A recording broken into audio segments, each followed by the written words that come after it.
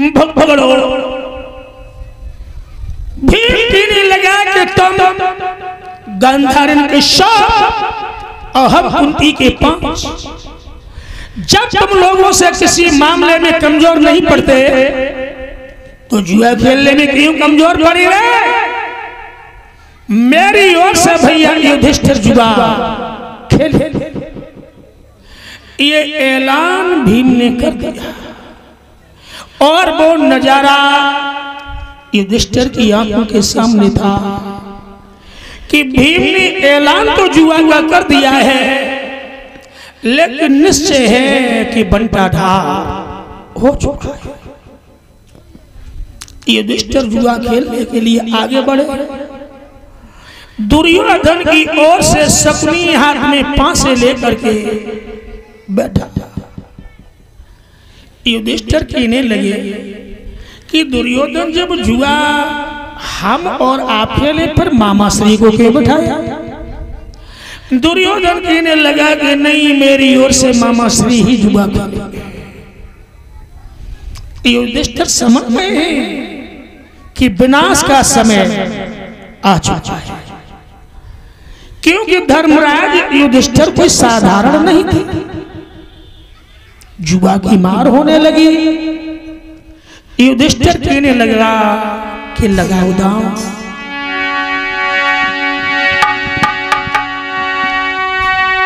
अरे प्रथम दांव पे भूपनी मणिमाल। अरे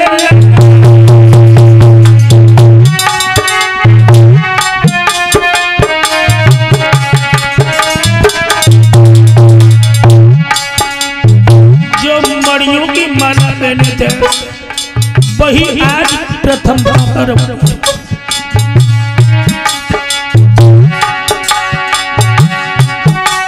जग प्यार लाख की मत है से बन तुरंत बताई।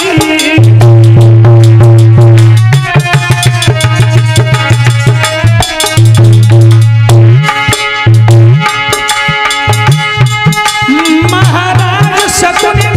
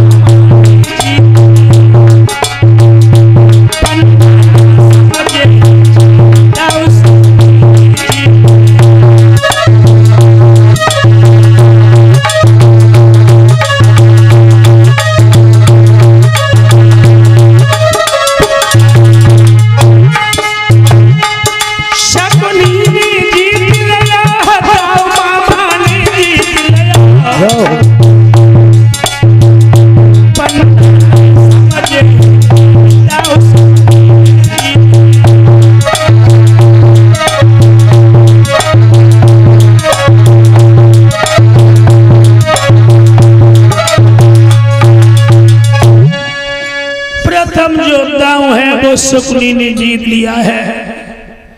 सभा में तालियां बैठ गई हैं कि युधिष्ठिर ये दांव तो तुम हार चुके हो। अगले दांव के लिए क्या रख रहे हो? इंद्रप्रस्थ के हाथी घोड़ा अगले दांव पर रखे ही शकुनी ने वो भी दांव जीत लिया है। सारा खजाना अगले दांव पे रख दिया, वो भी दांव शकुनी ने जीत लिया। सभा में तालियां पिट गई हैं कि युधिष्ठिर अब तो तुम सब कुछ हार गए, तुम्हारे पास में कुछ भी नहीं रहा। युधिष्ठिर ने अपने चारों भाइयों को दांव पे रख दिया है। भीम अर्जुन नकुल सहदेव वो भी दांव शकुनी ने जीत लिया। स्वयं अपने आप को दांव पर रख दिया, वो भी दांव शकुनी ने जीत लिया है। सभा के लोग ताली पीट रहे हैं कि अब तो तुम अपने आप को भी हार गए, अब तुम्हारे पास कुछ भी नहीं बचा। युधिष्ठिर कहने लगे कि मेरे पास में अभी वो अमानत है जिसकी कीमत इंद्रप्रस्थ राज्य से कई गुनी अधिक हो गया।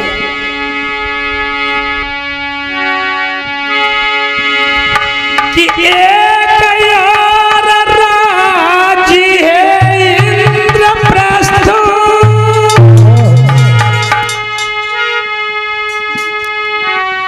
एक और मेरी द्रुपद दुलारी है, हम उसको दांव पे लगाते हैं, तुम खेलो खेल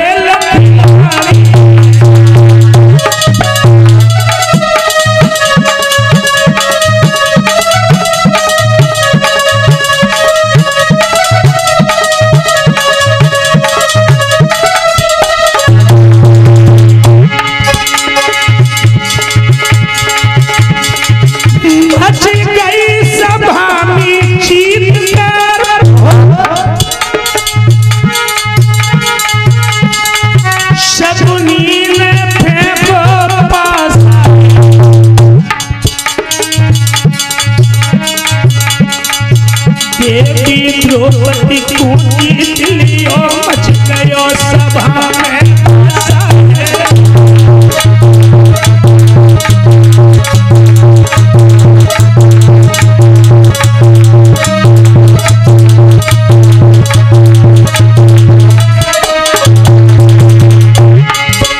देवी द्रौपदी को जीत लिया, मच गयो सभा में।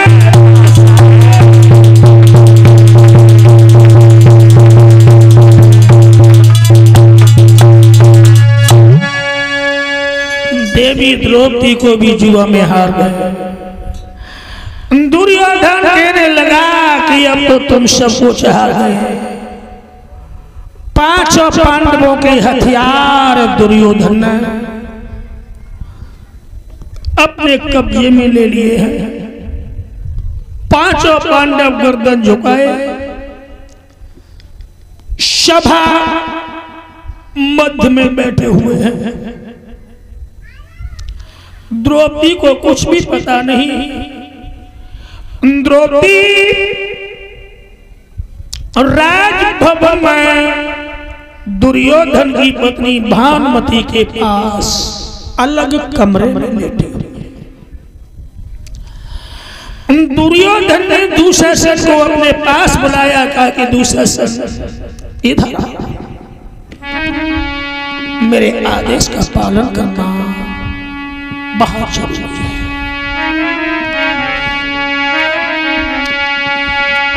पल पल होती अबेर करे, मति देर महल को जाइए। दूसरे से देर मत करो। पांचाली को बेगिरे मेरी सभा मध्य में।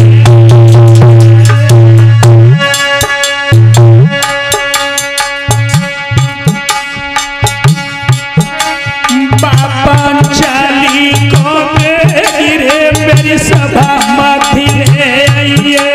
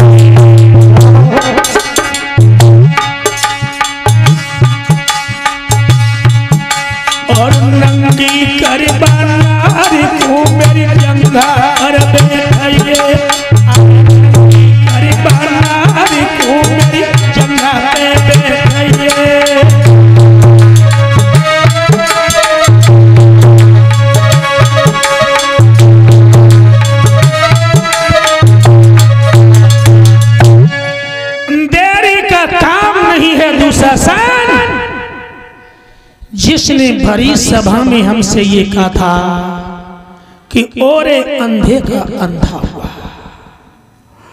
आज हम दो नेत्रों वाली को तो देख लो, दूसरा सन चला द्रौपदी बिहना अलग कमरे में लेटी हुई। जाते जाते दूसरा सन कहने लगा कि द्रौपदी पांचाली चल निकल, मेरे आगे हो। भैया दुर्योधन ने तुझे भूल पाया। द्रौपदी को जब मालूम पड़ी कि मानो खोपड़े पे बम फट पड़ा, एकदम से कहने लगी कि दूसरा सब क्या हस्तिनापुर की यही सभ्यता है? हस्तिनापुर में क्या इसी तरीके से बोला जाता है? जब तुम्हें बोलने की तमीज नहीं है तो तुम हमसे बात मत किया करो। आखिर मैं तुम्हारी बड़ी भाभी और बड़ी भाभी का स्थान सगी मां के बराबर होता है। दूसरी बात, मैं इंद्रप्रस्थ राज्य की महारानी और तुम हमसे ऐसे शब्दों का प्रयोग कर रहे हो। दूसरा सन कहने लगा बाजी बा, इंद्रप्रस्थ राज की महारानी, अरे चेरी होने के बाद में भी तेरी अभी भूख खत्म नहीं हुई। तू इंद्रप्रस्थ राज की महारानी नहीं, भैया दुर्योधन की चेरी बन चुकी है। तेरे पति देव जुए में तुझे हार चुके हैं। भैया दुर्योधन की ये आज्ञा है, इसलिए मेरे आगे हो, वरना मैं तेरे सर के केशों को पकड़ूंगा, खींचता घसीटता हुआ लेकर के चलूंगा, सारा संसार तेरा तमाशा देखेगा। द्रौपदी कहने लगी है ये दूसरा सर, अगर मेरे पति दे मुझे जुए में हार चुके हैं तो मैं चलने के लिए तैयार हूं, लेकिन मुझे कायदे के अंदर लेकर के चल। दूसरा सर कहने लगा कि अब पालकी सजवाऊं, क्या भेड़ियां सजवाऊं? अरे चेरियों का भी कहीं कायदा होता है। द्रौपदी कहने लगी दूसरा सन, शायद याद है देवर जी,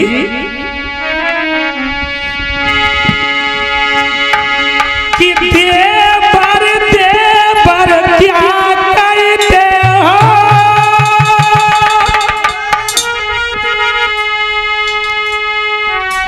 लज्जित न करो पर दादा को,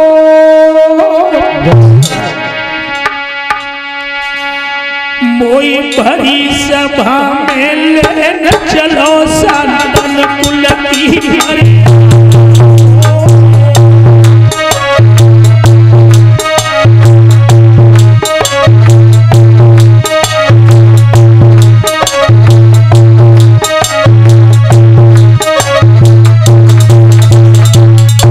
देवर जी, क्या तुम भूल चुके हो ये सनातन कुल की मर्यादा है, जहां मर्दों की सभा लगी हो वहां पर नारी जाति का कोई, क्या सनातन कुल की मर्यादा को भंग करते हो? जहां मर्दों की सभा लगी हुई है, बाबा भीष्म, गुरु द्रोणाचार्य, कुल गुरु कृपाचार्य जैसे बैठे हो, और आप हमें बाहर लेके जा रहे हो।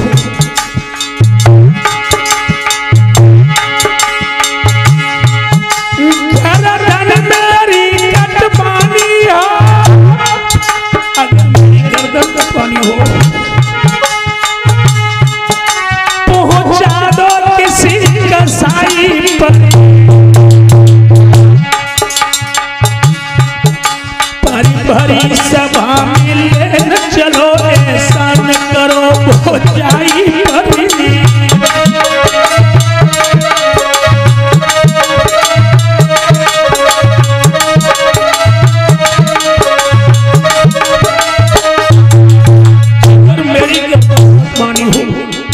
किसी कसाई के पास ले चल के मेरी गर्दन कटवा दी है, लेकिन देवती आंखों में भरी सभा में लेकर के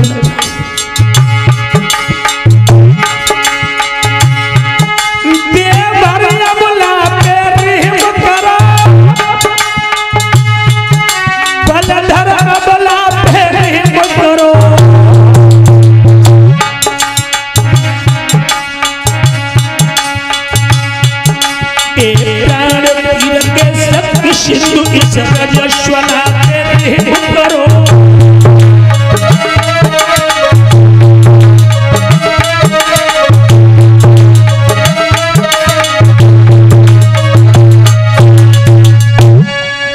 जवाब दियो है देवकी, इस समय मेरी वो दशा है, ऐसे में स्त्री पराये पुरुष का मुंह देखना भी गवारा नहीं करती है। मेरी अवस्था इस समय रजस्वला की है। मैं राजमाता गांधारी को प्रणाम करने के लिए भी नहीं गई, इसलिए एकांत कमरे में अलग लेटी हुई। ऐसी अवस्था में आप हमें भरी सभा में लेकर के मत जाओ दुशासन। ऐसी अवस्था में आप हमें भरी सभा में लेकर के मत। लेकिन लोगों, शेर के सामने कभी भेड़ की फरियाद नहीं सुन सकती है। दुशासन कहने लगा है कि द्रौपदी, दुनिया की आज कोई शक्ति नहीं जो तुझे बचा सके। मैं तुझे अवश्य लेकर के जाऊंगा।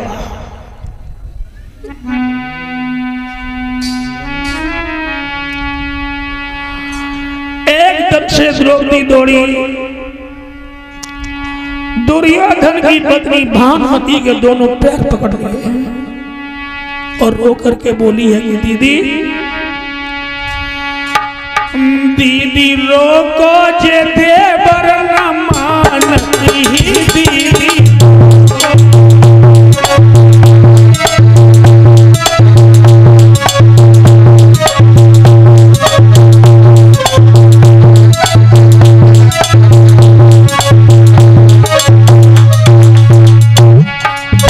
दीदी देवर जी को रोक लीजिए।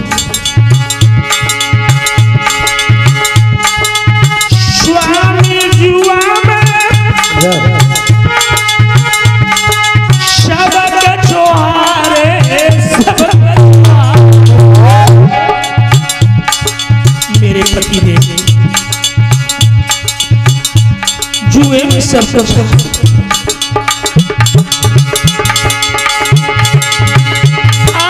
कैसी नैया चल लगी है किनारे।